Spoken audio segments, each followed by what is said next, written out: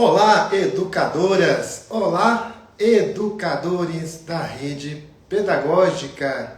Estamos aqui para mais uma transmissão ao vivo e hoje nós temos conosco uma pessoa muito especial, um doutor em educação que não por acaso é um dos melhores escritores de literatura infantil do mundo. Isso mesmo, uma honra aí para o Brasil. Estou aqui falando do Ilan Breman, que tem, o seu acervo de livros traduzido para diversos idiomas. Já vamos aqui adicionar o nosso querido Ilan Breman, professor, contador de histórias e também, escritor. Escreve com muita maestria, com muita habilidade e com muita sensibilidade. O Ilan Breman, que vai hoje fazer a segunda live aula interativa do nosso curso de literatura infantil no projeto Rede Leitura. Seja bem-vindo, Ilan. Tudo bem, Edvaldo? Obrigado aí pela apresentação. Eu fiquei assim, todo assim, oh, meu Deus do céu. Obrigado, né? Tem um ditado diz que autoelogio é vitupério, ou seja, a gente não pode se autoelogiar, mas com outros elogiam a gente deixa. Então, tudo bem. Você que elogia. Sim. E na verdade, né, não é nem na verdade lisonjeio, não. É a pura verdade. Os números aí, né, do seu trabalho realmente falam por si mesmo. Parabéns, Ilan. Ai, obrigado. Eu tava com saudade. Que bom que a gente pode aí fazer nossa live hoje e poder compartilhar aí com esse pessoal tão bacana da rede. Ah, legal, Ilan. Não quero nem atrapalhar a sua apresentação. Quero dar um recadinho bem rápido aqui, Ilan, que tem tudo a ver com você, que é a abertura da sexta semana Rede Pedagógica. Vai ser grandiosa com Ilan Breman.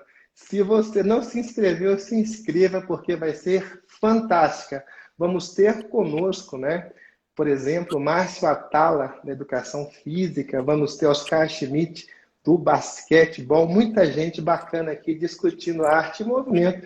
E para começar, né, esse show de aprendizagem, vamos ter conosco o doutor Ilan Breman na abertura, no dia 22 de maio, às 19 horas. Pronto, eu já dei meu recadinho e não quero perder nem um minuto da sua apresentação. Imagina, vamos fazer aquela combinação que a gente fez na outra, que eu vou falar durante 40, 45 minutos, aí eu vou parar, a gente abre para as perguntas, porque assim, eu não consigo, imaginar esses encontros sem poder ter interação. Eu que sempre viajei, tanta saudade de viajar, de estar com as pessoas, e nas minhas palestras, quando eu estou lá no teatro, eu sempre abro para perguntas no finalzinho, e é legal fazer lives que a gente possa ouvir as pessoas. Então, eu trouxe o conteúdo aqui bacana, depois, assim, se faltar, não se preocupe, a gente resgata na próxima, como sempre, não tem problema nenhum, eu funciono assim, não tem problema assim, o pessoal gosta, e então é isso. Então vamos lá, vou começar. Eu queria só falar assim que eu vou retomar um pouquinho algumas coisas da nossa última live e eu até já indico, pessoal, está aí no Instagram da Rede Pedagógica a minha live que eu fiz, né? Que a gente fez, a primeira live, a primeira aula. Corram lá para assistir, tá? Porque eu vou falar, vou passar rapidamente pelas coisas que a gente falou para poder costurar, mas mais profundamente vocês vão ter que ir lá para a live. Então vocês estão aí na Rede Pedagógica, procurem aí no IGTV da rede o meu encontro. Aí vocês vão aproveitar e ver vários encontros bacanas, não só o meu, mas aí vocês vão para lá. No primeiro encontro, sabe que tem uma coisa? Olha lá, comecei. Tem uma coisa interessante, que é essa questão da repetição, né? Assim, eu vou repetir algumas coisinhas da outra vez, assim, mas, Ilan, por que a repetição é importante, né? Por que repetir é importante? Na educação, a repetição é fundamental. Você falou do Oscar Schmidt. O Oscar Schmidt, pergunte para o Oscar Schmidt quantas vezes ele repetia no treinamento o jogar a bola ao cesto. Ele se tornou um dos maiores cestinhas do mundo porque ele ficava, depois do treino, horas e horas com a esposa, quando era moleque, jovem, casou jovem, treinando e repetindo o mesmo ato, até que esse ato virou natural, espontâneo. Quando a gente olha e fala, nossa, que fácil, ele passou anos treinando aquilo. Isso vale também para outras áreas. Na educação, a repetição ela é fundamental. A gente vai falar na semana pedagógica sobre arte. A arte ela não está em cima do nada. A arte está em cima da repetição. Você só pode abandonar a repetição depois que você executa ela. E depois tem a sua criatividade, espontaneidade, tudo mais tão importante. Grandes pintores faziam isso. Na nossa área, a minha área que é literatura, que são as histórias, é a mesma coisa. É a mesma coisa. Crianças e nós adultos amamos a repetição de histórias. E por que nós amamos a repetição de histórias? Existem várias explicações. Várias explicações. Muitas. Uma delas é uma leitura psicanalítica que fala que quando a gente escuta uma história uma vez e pede para ouvir de novo, é que a gente quer novamente elaborar questões que não ficaram muito bem claras, explícitas na primeira vez que eu ouvi. E é um processo inconsciente. Você vai tirando os nós, ouvindo repetidamente a mesma história. Vai entrando mais profundamente. Ao mesmo tempo, a psicanálise fala que você consegue controlar melhor as histórias e as emoções, assim aprendendo com elas.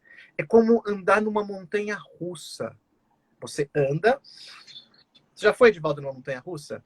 Já fui, já passei muito medo. Quando você chegou no fim da montanha russa, não sei você, mas algumas pessoas do seu lado falam, vamos de novo? Alguém falou? Sim.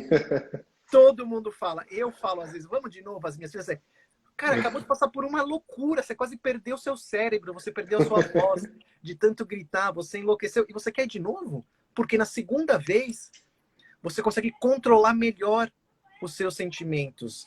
A excitação, o medo, aonde tem a curva. Na terceira, na quarta, na quinta vez, você continua tendo uma adrenalina, mas mais controlado. Repetir a história é a mesma coisa.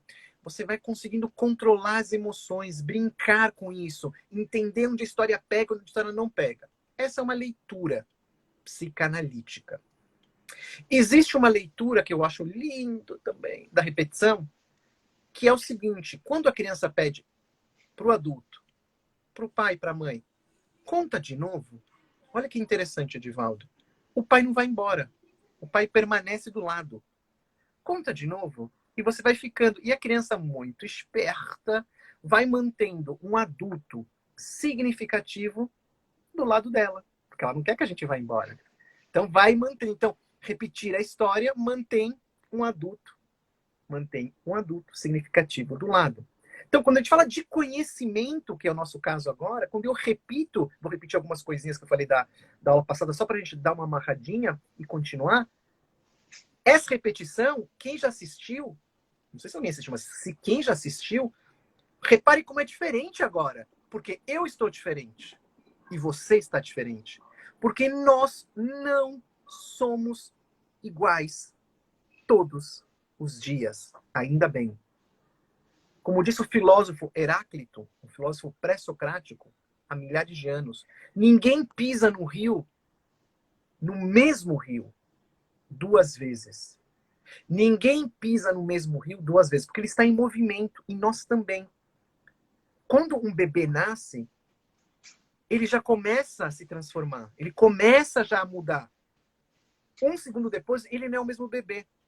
Eu estou falando agora com vocês, e os meus movimentos, esse movimento que eu faço com as mãos, sem saber, eu estou fazendo com que células mortas aqui da pele, da epiderme, caiam aqui. Tudo microscópico. E células estão renascendo constantemente no meu organismo. A morte e o renascimento. Isso vale para a questão celular e vale para a questão mental também. Nós não somos os mesmos. Sempre vamos mudando. Então, não tenham medo da repetição. Não tenham medo da repetição.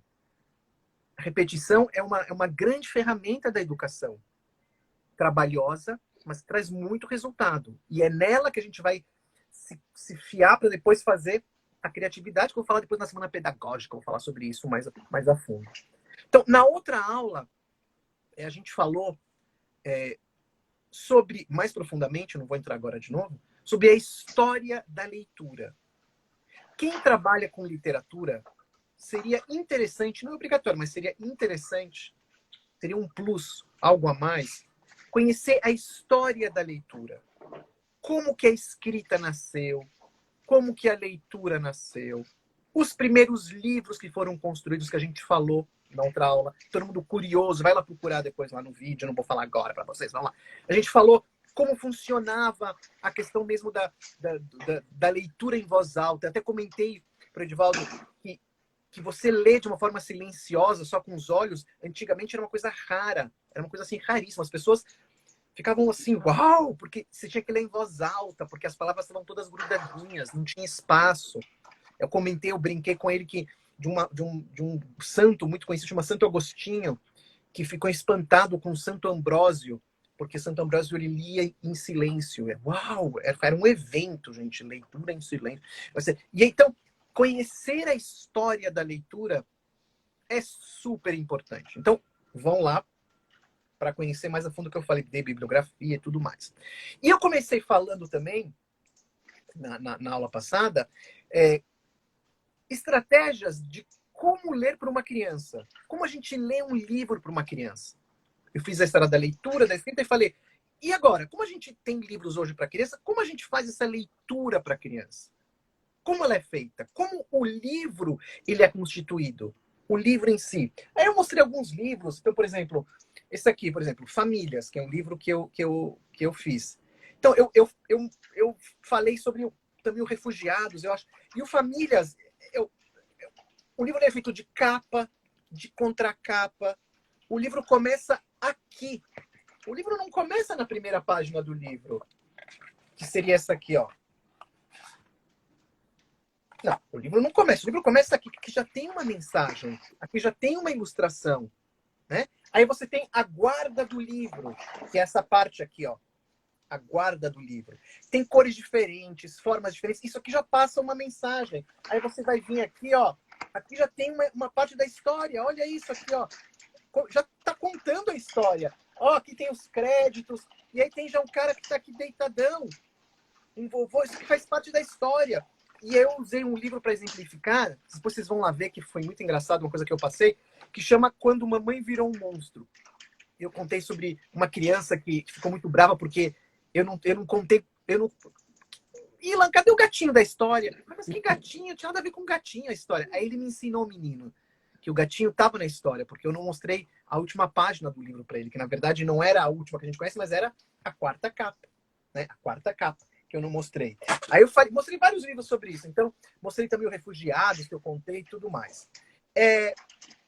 Então, vamos agora para o nosso conteúdo novo. Conteúdo novo. Nesse conteúdo da live passada, eu estava desenhando como construir um acervo diverso para a criança.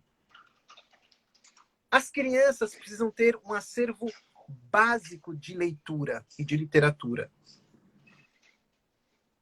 Ela não precisa ter alimentação básica. Precisa ter arroz, feijão, proteína, né? Precisa ter roupa, uma roupa para vestir. Precisa ter o básico em vários campos. Deveria, pelo menos, ter o básico em vários campos. Um lugar para dormir decente. Cuidar da higiene bucal, de tudo. Isso seria o ideal. E dentro desse mundo também a gente tem que ter o ideal e o básico para a mente da criança. Tem que estar na escola. Mas só na escola não. Tem que aprender de verdade. Na minha área de literatura, tem que passar por temas de livros. Tem que passar por um acervo de livros que vai formar esta criança, vai formá-la como uma leitora. Quando a gente aprende a nadar, o professor dá todas as técnicas, todos os passos para a gente ter as habilidades para poder nadar. e ensina vários estilos. No balé também. Não adianta dar só um passo do balé. Plié, só plié. Não adianta dar só o plié. Na literatura para criança é a mesma coisa. A gente precisa dar um acervo para ela. Ela precisa passar por várias temáticas. Então, a temática que eu vou começar a falar para vocês, que é importantíssima, gente. E a gente, às vezes, não dá muita bola para isso, viu, galera? Não dá muita bola. Eu, por exemplo, eu não escrevo essa temática, mas eu adoro. Eu falava com as minhas filhas, lia muito para as minhas filhas, que é o quê? Poesia. Poesia para a criança. A criança precisa conhecer na sua vida leitora Mário Quintana. Precisa conhecer Mário Quintana. Precisa conhecer Carlos Drummond de Andrade. Precisa conhecer ou isto ou aquilo. Cecília Meirelles. Precisa conhecer poetas contemporâneos que escrevem poesia, como, por exemplo, o Ricardo Azevedo, que escreve poesia para criança de uma forma belíssima. Ou um casal de parceria, eles não são casados, todo mundo acha que eles são casados, que eles são tão vivos, super saudáveis e tudo mais, e que é, esse aqui eu trouxe para mostrar, que é o Lalau e Laura Beatriz. Lalau e Laura Beatriz. Vocês amam zum esse livro, né?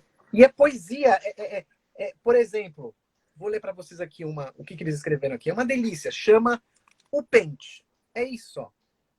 Toda vez que sonhava com cabelo, aquele pente sem dente tinha pesadelo. Se sonhava com cabelo preto, não dormia direito. Se sonhava com cabelo comprido, ficava deprimido. Se sonhava com peruca, deixava a penteadeira maluca. Que vida aquela, que cara de soneca, um pente banguela que pertence a um careca. Isso foi pra gente, Edevaldo, foi sem querer, foi pra gente. Foi sem querer que a gente é careca, né? Esse foi sem querer. Ó, quem tem asas? Ó que lindo, ó. Passarinhos são animais coloridos dos anjinhos. Passarinhos são crianças. Enquanto eles voam, porque são o que são. Elas podem voar com as asas da imaginação. E depois tem a ilustração da Laura Beatriz e tudo mais. Tem um texto que eu gosto muito, que fala sobre a importância da poesia na vida infantil. E fala da importância do poeta mais do que da vida infantil. Fala o que é poesia. É um texto que pouca gente lê. Vou dar aqui um repertório muito privilegiado para vocês. Depois o Edivaldo vai anotar. Eu sei que a Thali está devendo aí a coisa, porque eu que não passei para ela as coisas que você pediu. É muita coisa para fazer. Você anota aí, depois a gente dá um jeito. É a correria da vida. Então vocês vão anotando. Eu sou meio maluquete assim mesmo. É um texto do Freud, do Sigmund Freud, que é o pai da psicanálise, que chama, é um texto lindo. E olha que coisa boa aqui, na internet está em domínio público, muita gente colocou lá, porque é um texto muito antigo, né? De mais de 100 anos, que chama O Poeta e o Fantasiar. O Poeta e o Fantasiar. E é um texto que mostra como um poeta se constitui. E por isso que as crianças amam poesia, porque o poeta, na verdade, diz o Freud, ele tem um núcleo infantil dentro dele. Dentro dele. Ele constrói castelos de cartas no ar. Obrigado, Edivaldo. Poeta e Fantasiar. Procure na internet, facílimo de achar. Depois, o Edivaldo baixa lá na rede também, que é domínio público. Quase certeza que é domínio público. A linguagem da criança pequena, principalmente, é muito poética. Não desperdicem, gente. Não desperdicem. Educação infantil, que está aqui me ouvindo. Por favor, educação infantil. Não esperem eles crescerem. Eles amam poesia. Esses que eu falei, mas tem outros, tem um monte. Eu falei de grandes, de gigantes, tem outros gigantes também, mas já dei dicas aqui. Falei do Lalau, Laura Beatriz, falei do Mário Quintana, que tem para crianças, do Drummond, do nosso Drummond, da Cecília Meirelles. É gente maravilhosa, Ricardo. Tem um também que as minhas filhas, elas chegavam e liam. E falavam de cor pequenininhas. Que era o Manuel Bandeira, nosso grande poeta Manuel Bandeira. E as minhas filhas eram pequenininhas na educação infantil. E eu falava assim, de quem é essa poesia? Eu sabia, Jana. Eu falava assim, papai, é do Manuel Bandeira. Gente, isso é fantástico. Era a poesia do trem, esqueci o nome do trem, uma coisa do trem. Elas amavam. Então, comecem a introduzir poesia para essas crianças. Então, vamos para o próximo. Outro tema aqui que eu separei aqui para vocês, que tem que ter no acervo das crianças, tem que ter isso, tá, gente? Lembra do arroz e feijão? Não quero desculpa não, viu, pessoal? Não quero desculpa. Tem que ter. Tem que ter. Então, falamos de poesia, agora vamos falar de um outro tema, que é importantíssimo. Contos de fada, contos populares, mitos, folclore, lendas, repertório obrigatório, tem que passar por isso, tem que passar por isso. Não tem como não passar. Tem que passar por isso. Por quê? Porque os contos de fadas, os contos populares, os mitos, as lendas, o folclore, são nossas raízes. É o nosso passado. É de onde a gente saiu. Essas histórias orientam a vida da criança. Localizam ela na comunidade humana. Ela entende que não foi com ela que tudo começou. Tira a arrogância que a gente tem de achar que sempre a geração presente é a melhor geração do mundo e que os outros não valiam nada. Ele traz uma outra visão de como a gente legou muitas coisas, como muita coisa que a gente faz hoje tem a ver com o nosso passado, com essas histórias. E são histórias de tamanha sabedoria, tamanha preciosidade. Elas são um mapa emocional das crianças. Uma bússola de valores.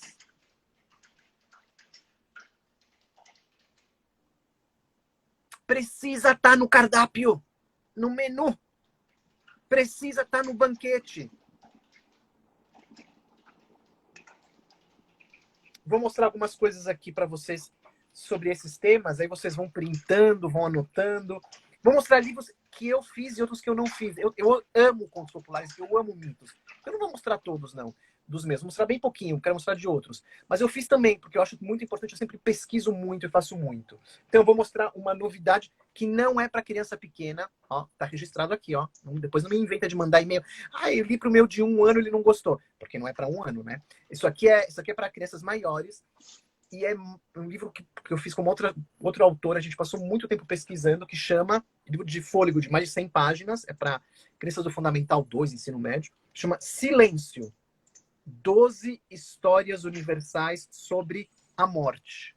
Silêncio, 12 histórias universais sobre a morte. Editora Moderna, que juntou com a Heidi Strecker, e é um livro que a gente pesquisou e resgatou histórias de várias culturas, várias, gente, vocês não têm noção. A gente fala aqui das histórias da Suméria, do Iraque, da Polinésia, dos Maores, da Índia, do Egito, do Japão, dos celtas, do Brasil, da Grécia, dos inuites, que são os esquimós, da América Central.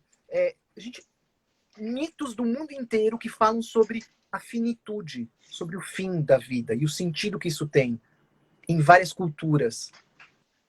Olha que preciosidade. Isso aqui é do passado.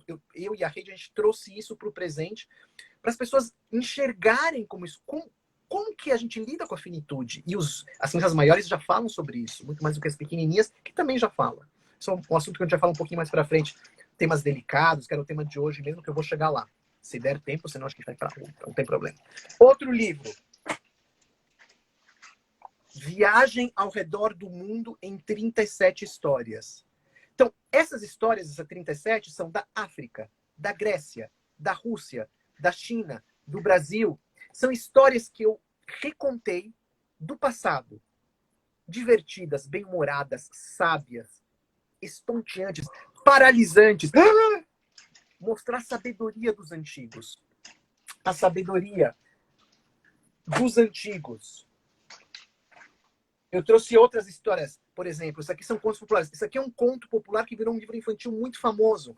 O Pote Vazio. O Pote Vazio. Um livro muito famoso. O Pote Vazio é um conto chinês. Milenar, Edivaldo. O Pote Vazio. Essa história do Pote Vazio, gente, eu vou contar para vocês. Olha que coisa mais linda. Olha que coisa mais linda, Edivaldo. Que coisa mais linda. O Pote Vazio é uma história de um menino.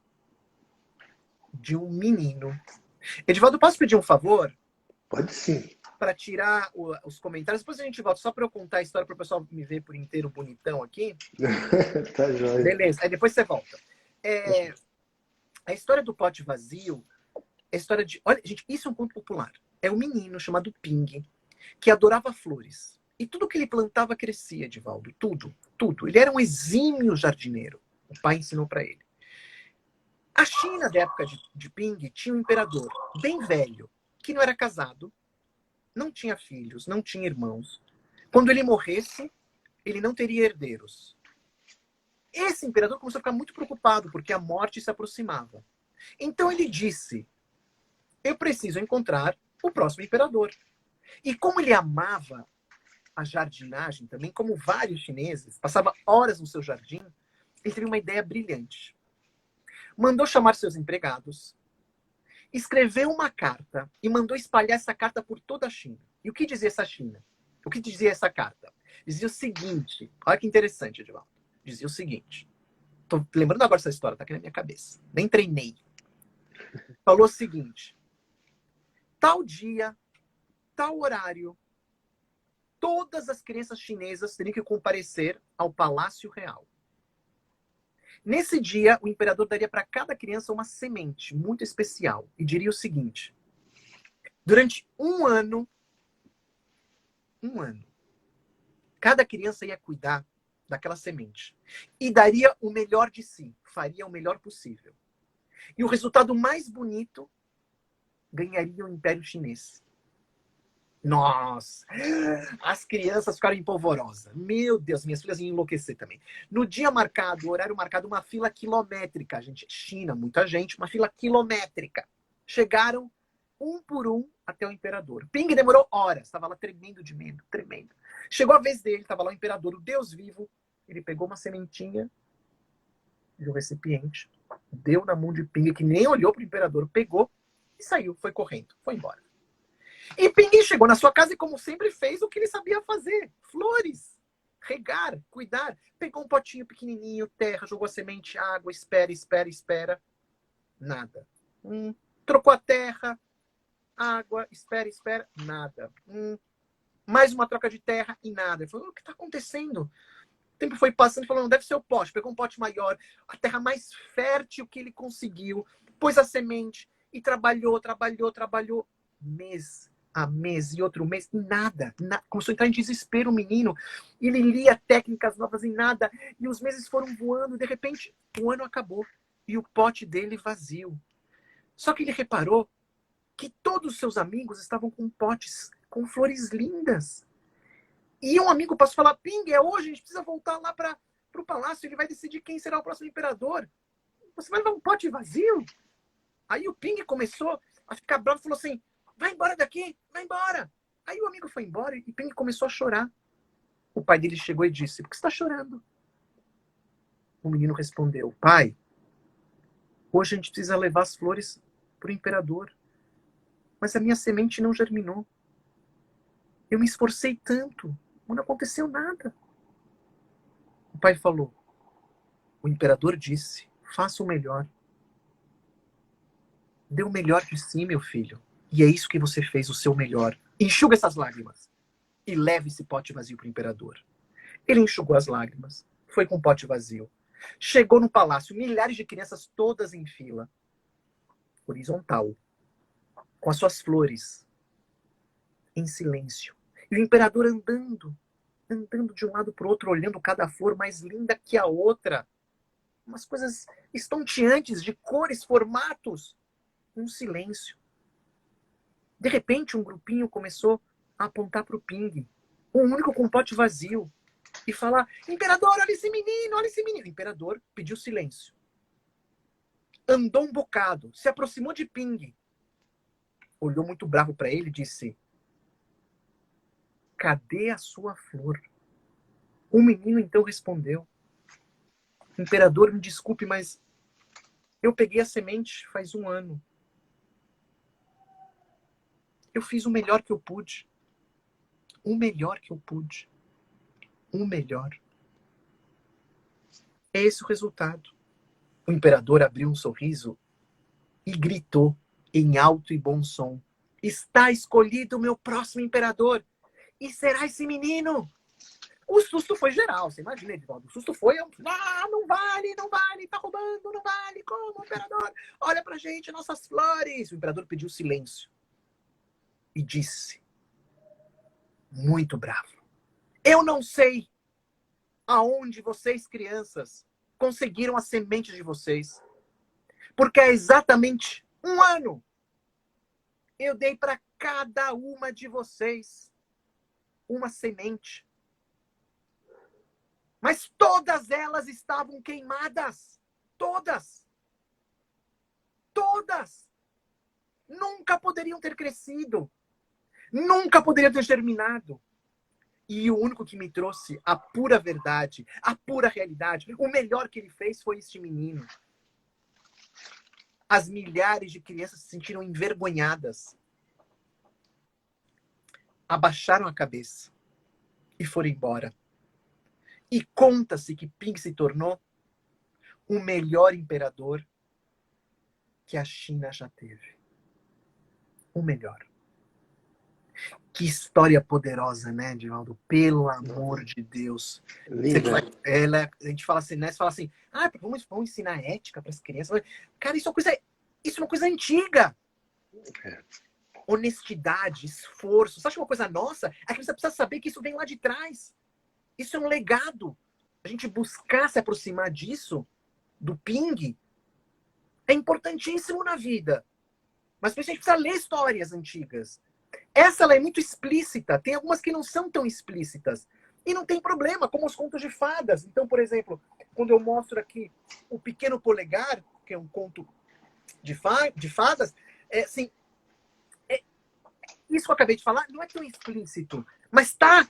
Se você prestar bastante atenção com o ouvido, com o coração, você se liga. O que quer dizer o pequeno polegar? O pequeno polegar, galera, quer dizer várias coisas. Mas uma das coisas, quando você tem um personagem bem pequenininho e que se esforça para se ressaltar e para ser o herói, isso é exatamente como a criança se sente. Ela se sente como um pequeno polegar. Pequenininha. Vocês já imaginaram? Eu tô vendo que as pessoas estão perguntando: ai, mostra a capa do livro de novo. Ó, pote vazio. Gente, não é meu, tá? Essa aqui é outra. Ila, eu vou tirar aqui os comentários para o pessoal fazer print. Pode ser? Claro! Manda ver. Vamos lá, gente. Pode fazer print aí. Pode mostrar seu rosto também depois para quem quiser espalhar aí nos stories. Isso aí, Ila. Muito legal. Maravilhosa a história. De Linda muitos de morrer, comentários né? aqui. De morrer. Emocionante. É emocionante mesmo. Ó, o pequeno polegar. Olha que interessante, Edivaldo. Tem muitos contos de fadas que sempre tem 3 irmãos. Repare bem. Repare bem. Normalmente, o irmão menor é o que se dá melhor. É o que se dá melhor. O irmão pequenininho. Nos 3 porquinhos, quem se deu melhor? Quem se deu melhor? É verdade, Agora, né? vocês já perguntaram por que o pequeno polegar, ou o terceiro irmão menorzinho, o caçula, sempre se dá melhor em quase todos os contos de fadas? Sabe por quê? Por quê? Vocês querem saber? Sim. Eu quero ver o pessoal falando sim, sim, pelo amor de Deus, Vamos lá, conta. gente. Fazer um Sim, coro, sim, isso. conta, pelo amor de Deus. Conta, conta, conta. Querem saber? Ah, o pessoal tá falando aqui, mandando aqui, sim, pelo amor de Deus, conta. Ah, então vou contar. Willa, vamos combinar o seguinte, olha, vou mandar corações, tá? Quem quiser que o Willa conta, manda aí um coração. Vamos espalhar coração para tudo quanto é lado Vamos aí. ver se funciona, Pronto, vamos Willa. ver, vamos ver se funciona. Adorei. Não, aproveita e bebo água enquanto vocês mandam corações. Ah, tá, todo mundo agora vindo aqui. Quero, conta, conta. Ai, legal. Sim, pelo amor de Deus, Ilan, estou dizendo, não vou conseguir dormir se você não contar. Ai, meu Deus, vou ficar com isso na cabeça. Não, tudo mais. Tá bom, então vocês ganharam. Eu não vou contar. Procurem no Google. Tentem descobrir isso no Google. Tô brincando, vou contar para vocês, vou contar. Normalmente, os caçulas e os pequenininhos se dão bem nessas histórias de contos de fadas. Então, olha a mensagem. Frente do pote vazio, aqui é uma coisa subliminar. O que significa subliminar? Que está entre as linhas, que trabalha com o nosso inconsciente. E o que é nosso inconsciente? É aquilo que a gente não percebe conscientemente. Quantas vezes você pegou o carro, Edivaldo, aconteceu já com você? De repente você piscou e falou assim, nossa, eu fiquei meio fora daqui. Como eu cheguei até aqui? Aconteceu já isso com você? Já aconteceu. Mas por que você não bateu o carro? Porque a nossa consciência continua, tá lá nos levando, e o nosso inconsciente foi para um outro canto, o nosso subconsciente, alguém chama, as pessoas que chamam subconsciente ou inconsciente. Então, a gente vai percebendo coisas assim. Muitas vezes isso acontece. A gente percebe coisas nas nossas costas, né? Você tá ligado no movimento. E as crianças têm isso muito mais do que a gente. Então, o pequeno polegar, o irmão caçula, representa para a criança a sua própria vivência de pequenez, de ser pequena, de se sentir inferiorizada. Você imagina uma criança no mundo de gigantes. Eu lembro, Edvaldo, que quando era criança, meu pai tinha um carro e eu achava que o carro ele era gigante. Juro pra você, eu achava que era uma limusine o carro. Aí quando eu fiquei adulto, um dia meu pai me mostrou o carro. Cara, era uma coisa tão pequena. Assim, esse era o carro da minha infância? Eu falei assim, esse aqui é o carro. Eu falei, não pode ser, pra mim era uma limusine. E meu pai falou, não, é que você era pequeno. Entendeu? Você era pequeno. Então, esse sentimento de viver num mundo de gigantes, olha lá, o João e o pé de feijão, é um sentimento interior. Então, você imagina que delícia para a criança, Edivaldo. Que delícia para o caçula, para os pequenos no geral, escutar histórias em que o pequenininho se dá bem, em que o pequenininho se sobressai, em que o pequenininho tem coragem. Isso dá um fôlego para ele aguentar esse mundo opressivo que deve ser muitas vezes, onde ninguém dá bola para ele, pequenininho aí. Essa é a sacada dessas histórias. Conto de fadas na veia. Vamos ver o que mais vou mostrar aqui para vocês. William, sobre essa questão do gigante, né, isso até me lembrou aqui da cultura judaica, o Davi, né, pequenino, enfrentando o gigante, não é mesmo? Eu amo essa história. Eu amo essa história do Davi e do Golias. Adoro. Tem tudo a ver com isso também. Tudo a ver com o que a gente está falando. Vamos lá. Outro conto de fadas super importante. E esse dá para falar bastante coisa também. Os contos de Hans Christian Andersen. Essa aqui é uma versão minha que eu tenho aqui de uma editora da companhia, mas tem várias versões, vocês podem procurar, tá? Fiquem à vontade para. Eu estou dando os nomes dos autores, então você pode procurar isso em várias editoras. Essa aqui é da companhia, uma excelente editora, mas você pode buscar também em outras do Andersen, ó, histórias do Andersen. E por que é importante o Andersen? Para vocês terem noção, o Hans Christian Andersen, que era dinamarquês, ele é considerado um dos pais da literatura infantil moderna. É o autor do Patinho Feio. Às vezes a gente não sabe. O Hans Christian Andersen é o pai do Patinho Feio. E o Patinho Feio fala dele mesmo. Ele também tinha isso. Fala da vida dele um pouquinho, porque ele é um menino muito pobre, que se sobressaiu com as histórias e se achava feio também. Enfim. E ele tem uma pegada, esse Hans Christian Andersen.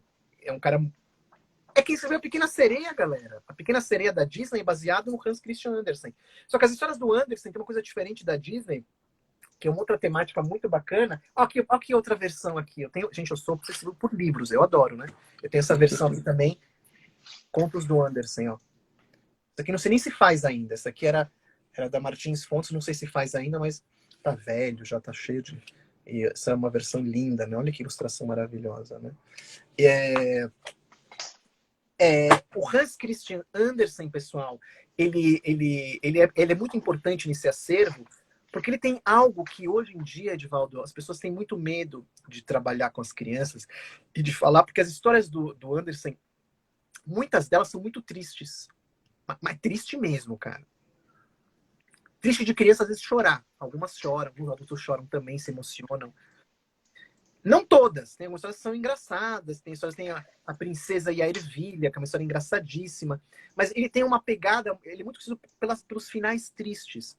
E às vezes as pessoas têm medo de passar esses finais tristes para as crianças. Isso nunca foi um problema antigamente. Hoje em dia é mais, porque as pessoas acham que a criança não suporta a tristeza. Ela não suporta a tristeza. Ela não suporta. Mas, na verdade, a gente contar histórias tristes para a criança, acompanhando ela, a gente está fortalecendo ela, para ela entender o que é a tristeza. Para entender como se lida com ela. Porque a tristeza chegará na vida das crianças. Não tem como evitar isso. Só se colocar numa redoma. Então, se a tristeza chegará na vida da criança, não é importante ela identificar o que é tristeza, saber como lidar com ela, saber o que ela está sentindo. O Andersen ajuda. Tem gente que não gosta, e eu respeito. Tem gente que ama, como eu. Então, vocês vão experimentar isso com as suas crianças. O Soldadinho de Chumbo é uma história muito triste. No final, o soldadinho e a bailarina morrem fundidos no chumbo, no fogo. Mas tem tudo um sentido, porque a história ela se constrói dessa forma. E forma um coração. Então não é uma morte. E forma um coração dos dois. A Menina dos Fósforos, que é uma das histórias mais tristes que eu conheço para criança, que ela na noite de Natal, ninguém dá bola para ela, e ela se congela no final da história, ela vai acendendo os fósforos para se aquecer, ninguém dá bola para ela. Fala de compaixão, fala de um amor profundo, mas ela morre, mas não morre assim, ela vai ver a avó, ela morreu, a alma dela sai, mas ela vê a avó, que acolhe ela num calor pós-vida, mas uma história muito, muito, muito forte. Tem crianças que amam e crianças que não gostam tanto. Aí você vai fazer esse jogo. Que histórias do Andersen que elas gostam? Quais elas não gostam? Tem umas que não tem essa tristeza toda, tá?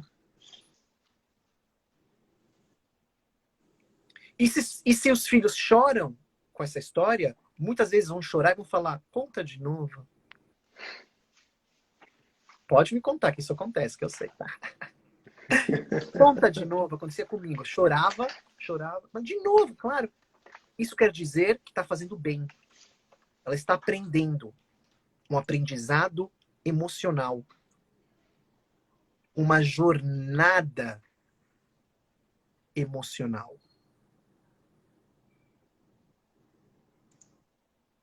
Pessoal, ó, eu tenho agora... Chegamos já nos meus 45 minutos. Impressionante como passa rápido. E eu queria, assim... Eu vou marcar aqui onde a gente parou. A gente já faz o laço para eles pro mês que vem, Edivaldo. Aqui, ó. Deixa eu ver. Eu parei aqui, ó. Para a gente entrar na próxima, a gente vai falar sobre livro e imagem, sobre pop-up, livros bebês, temas inadequados ou não. É isso aí. Vamos deixar para outra, para a gente curtir, mas vamos abrir. É isso aí. Vamos abrir para as perguntas, senão eu que não vou dormir direito. Então tá certo, pessoal. Quem quiser então participar desse bate-papo aqui com Ilan Breman, doutor em educação e um dos professores do nosso curso de literatura infantil, pode enviar aí a pergunta, fiquem à vontade. Quem quiser reagir pode mandar coração. Quem estiver gostando dessa live pode mandar corações. E além de mandar coração, vai pro meu Instagram também, né? Para me conhecer lá, quem não me conhece, né? Depois você fixa aí no Instagram também. Isso mesmo. Isso mesmo, gente. Ó, é isso mesmo. Vale muito a pena seguir o Willa. É muita cultura, né? E eu estava pensando, Willa, como é difícil essa empresa de ser escritor de literatura infantil, mas com o seu nome. Eu confesso para você, com a sua qualidade, né, e com o seu nome, que vem através dessa qualidade. Porque eu confesso, Ila, que eu vejo muitas pessoas, do nada, escrevendo histórias infantis. É democrático, é interessante, mas eu tenho isso como princípio de vida mesmo, e também de profissão, de sempre buscar o melhor. Eu sei muito bem que por trás de uma história que você publica, né? Aqui eu tenho algumas dessas histórias aqui. Eu sei que tem muita história, tem muito estudo, tem muito preparo. Eu, por exemplo, admiro muito o trabalho que o Ilan fez como contador de histórias.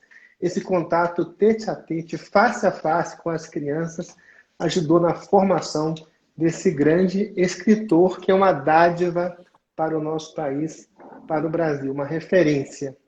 Então, gente, olha, estamos aqui, é uma oportunidade histórica, né? Bater um papo aqui com o Ilan, tirar dúvidas, mandar perguntas, e essa live é para isso mesmo, para a gente dialogar com o Ilan e aprendermos juntos a como ajudar as nossas crianças a tirar o máximo proveito da literatura infantil. E ontem, né, Ilan, foi o dia da literatura infantil. Lembramos muito de você aqui na rede pedagógica. Muito importante mesmo a literatura infantil. Mas vamos lá para as perguntas. Vamos lá. Ó, tem um comentário aqui da Mônica Puro Amor. Né? Com esses finais tristes, não pode mexer com o emocional da criança. Por esse motivo, a mudança no final. Você entendeu a pergunta, Ilan? Eu não entendi, mas eu posso falar sobre isso mais um pouquinho, que eu acho que é importante. Uhum. O José Saramago, que foi um grande escritor português, o único Nobel em língua portuguesa da história, ele tem uma frase que eu adoro, que ele fala assim: a criança, ela não só cresce embaixo do sol, mas também na sombra.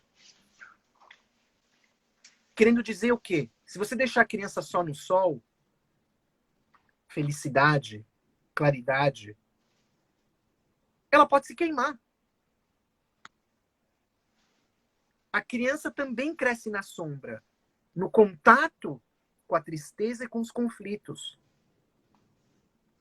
Só que a gente pode ajudá-la a entrar nesse mundo que ela vai conhecer através da literatura, antes dela cair no mundo real, onde ela vai ter o contato com a sombra.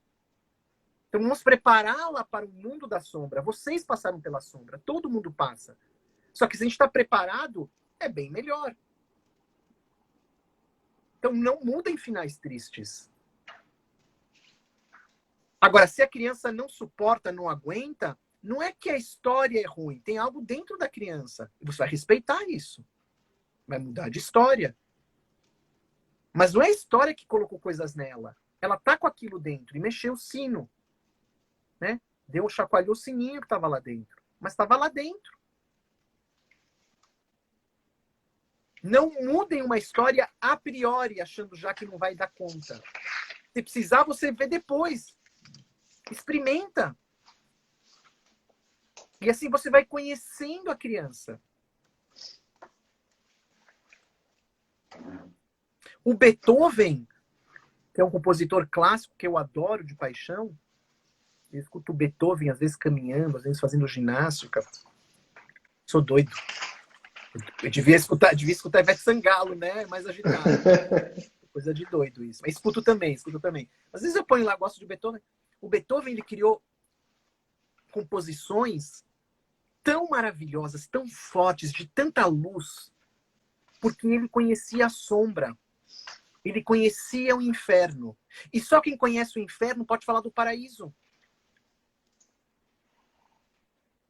Ele teve uma infância muito difícil, muito difícil. Aliás, no meu Instagram, eu fiz no meu IGTV um filme, uma edição falando do Beethoven, contando a infância dele.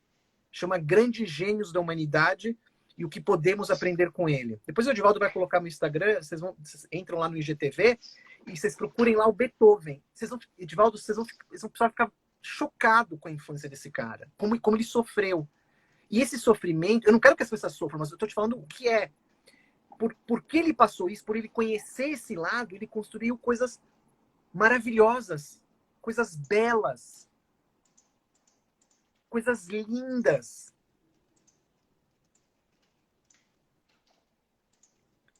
Então, não tenham medo do medo da criança.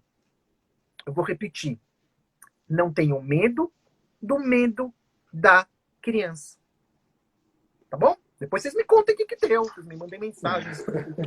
Outra pergunta. Vamos aproveitar, que tem mais alguns minutinhos. Foi bom que essa resposta também responde à pergunta de Ana Paula, né, que perguntou posso contar histórias com finais tristes? Sim, com essas ressalvas e observações que o doutor, escritor Ilan Breman, alguém perguntou aqui o nome dele, né, acabou aqui de esclarecer. A Flávia, vou até pedir à produção para colocar uma arrobinha das pessoas, né, não apenas o nome. A Flávia perguntou: devo ler para crianças menores de 1 ano? Você já até respondeu isso aqui na aula passada, não é mesmo, Ilan? Pessoal, procure na rede pedagógica a minha aula passada, que eu falei sobre bebês. Bebês amam histórias. Eu tenho histórias lindas. Eu contei do hospital na outra aula, não me lembro da história do hospital. Sim. Então, vocês procurem lá. Eu tenho milhões de experiências com leitura para bebês. Bebês amam, de forma diferente, claro que criança maior. E eu tenho livros de bebês, uma coleção que chama Bebê Leitor. Eu tenho um livro que chama Hora do Almoço, eu tenho um livro que chama O Tanque de Areia, A Bolsa, que são livros para bebês cartonados, gostosos e tudo mais. Depois vocês entrem lá, quando vocês entrarem no meu Instagram, vocês vão ter lá uns destaques, vocês podem encontrar os livros. É tudo editora moderna, vocês encontram bem fácil. Põe meu nome, hoje em dia é bem fácil. Então, a pessoa que falou dos bebês, já tem uma lição de casa, Edivaldo. Ir lá aqui na rede pedagógica, buscar o vídeo e assistir. Então, vamos lá para a próxima. Eu não vou nem falar sobre isso agora. Depois dessa live, eu vou abrir outra só para explicar e responder as perguntas sobre isso. Mas agora você pode também tirar certificado das lives, né? Inclusive, dessa primeira live, depois vamos explicar como é que faz. Olha só, uma pergunta aqui, até fixei aqui o comentário. Rodrigues 5789. Como fazer para chamar a atenção de crianças que têm dificuldade de prestar atenção e não param um instante? Você tem muita experiência com isso, né, Ilan? Eu vou falar uma coisa que eu adoro falar sobre isso, sobre a questão da atenção. A gente se engana de achar que as crianças prestam atenção com os olhos. Criança presta atenção com as orelhas, com a audição. E eu tenho provas disso. Quantas vezes você está com criança pequena na sala, você que é pai, você que é mãe, Edivaldo, seus filhos são grandes, mas eu não sei se você viveu isso quando vocês eram pequenininhos. A gente dá tanta mancada, a gente tá lá, eu, a minha esposa e as minhas filhas pequenininhas, e a gente começa a falar entre a gente umas barbaridades, porque adulto fala barbaridade, é o que a gente fala, né? A gente fala palavrão, e as pessoas estão brincando, e de repente vem um dos filhos e fala o que você falou. Aí você fica gelado, você quer morrer, você quer desmaiar, porque eles escutam pelas orebas. Isso vale em vários campos. Isso vale em vários campos. Também na leitura de histórias. Então, muitas vezes, as crianças precisam, algumas, desse agito para poder ouvir. E escutam. É uma coisa da gente poder se habituar a ensinar a criança a escutar a história aos pouquinhos. E aos pouquinhos ela vai se aproximando. Essa coisa, vou falar uma coisa aqui, vou quebrar um paradigma. Tá preparado, Edivaldo? Eu estou pronto, Ilan. Professores, vocês estão preparados para quebrar um paradigma? O pessoal vai rir muito agora, mas eu vou quebrar um paradigma agora. Presta atenção. Quebrando paradigmas. Presta atenção. Essa história de pegar as crianças e colocá-las numa roda, você faz o desenho e fala para ela, perninha de índio. Todo mundo quieto e não se mexe. Que eu vou contar a história. Na minha visão, mais atrapalha do que ajuda. Você pode colocar eles em roda, mas na hora que você fala para eles ficarem estátua, eles ficarem congelados, o esforço físico deles manterem o congelamento daquela posição, que é engraçadíssima, que eu já vi milhões de vezes, está em contradição com a própria função e o próprio corpo da história. A história, ela fala sobre relaxamento. Quando eu li histórias em escolas, em roda, as crianças iam derretendo, como uma geleia.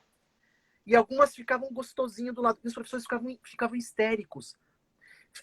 João, índiozinho, fica retinho, não sei o que lá. Ele disse, não pode deixar, não tá me incomodando.